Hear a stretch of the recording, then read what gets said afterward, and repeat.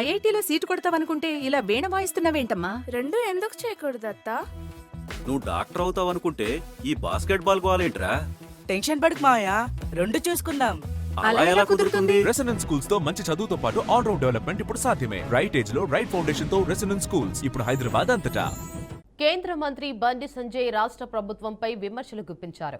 6 గ్యారంటీలు అమలు కాలేదని మండిపడ్డారు. హామీలను అమలు చేసే యోచనలో రేవంత్ సర్కార్ లేదని, కేవలం ప్రజలను మభ్యపెడుతుందని ఆయన ఎద్దేవా చేశారు.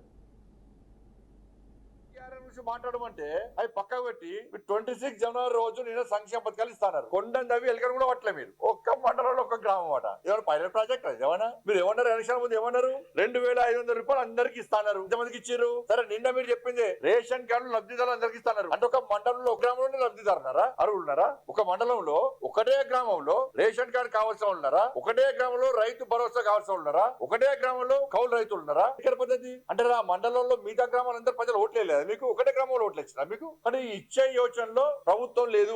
ఇద్దామన్నా ప్రభుత్వం దగ్గర పైసలు లేవు. ఉన్న పైసలు కాబట్టి ఢిల్లీలో కప్పం కడుతున్నారు. పొట్టు దోసుకుంటున్నారు. ఇది పెద్ద 14% సర్కార్. మళ్ళీ చెప్తుంది, కుటుంబ సభ్యులు కూడా ఈ అవినీతిలో ఇన్వాల్వ్ చేస్తున్నారు. కాబట్టి 26 జనవరి కోసం ప్రజలు ఎదురు చూశారు. అరే, ప్రభుత్వం రేషన్ కార్డు ఇస్తుంది కావచ్చు, రైతులకు 15,000 రూపాయలు ఇస్తుంది కావచ్చు, కౌలు రైతులకు కూడా 12,000 రూపాయలు ఇస్తుంది కావచ్చు, ఇంటికి రేషన్ కార్డు ఇస్తారు కావచ్చు అని ప్రజలందరూ ఎదురు చూస్తే మీరు ఒక్క మండలంలో ఒక గ్రామానికి ఒక గ్రామంలో చేస్తామంటే ఇదంతా చీటింగ్ ఎప్పుడు ఆలోచించండి. వాళ్ళ ఇంత దుర్మార్గ బుద్ధులు ఆమె ఇంత అన్యాయం చేస్తారా తెలంగాణ రాష్ట్ర ప్రజలకు? మీరు 6 గ్యారెంటీ నుంచి మాట్లాడమంటే అవి పక్కకు పెట్టి 26 జనవరి రోజు నేను సంక్షేమ పథకాలు ఇస్తాను. కొండంది అవి ఎలకలు కూడా పట్టలే. మీరు ఒక్క మండలంలో ఒక గ్రామం అట. ఏమైనా పైలట్ ప్రాజెక్ట్ ఏమన్నా? మీరు ఏమన్నారు? ఎలక్షన్ ముందు ఏమన్నారు? 2500 రూపాయలు అందరికి ఇస్తాన్నారు. ఎంతమందికి ఇచ్చారు? సరే, నిన్న మీరు చెప్పింది రేషన్ కార్డు లబ్ధిదారులు అందరికి ఇస్తాన్నారు. అంటే ఒక మండలంలో ఒక గ్రామంలో లబ్ధిదారున్నారా? అర్హులున్నారా? ఒక మండలంలో ఒకటే గ్రామంలో రేషన్ కార్డు కావాల్సిన ఉన్నారా? ఒకటే గ్రామంలో రైతు భరోసా కావాల్సిన ఉన్నారా? ఒకటే గ్రామంలో కౌలు రైతులు ఉన్నారా? ఇక్కడ పద్ధతి అంటే ఆ మండలంలో మిగతా గ్రామాలందరూ ప్రజలు ఓట్లేదు. మీకు ఒకటే గ్రామంలో ఓట్లు వచ్చినా మీకు? కానీ ఇచ్చే యోచనలో ప్రభుత్వం లేదు.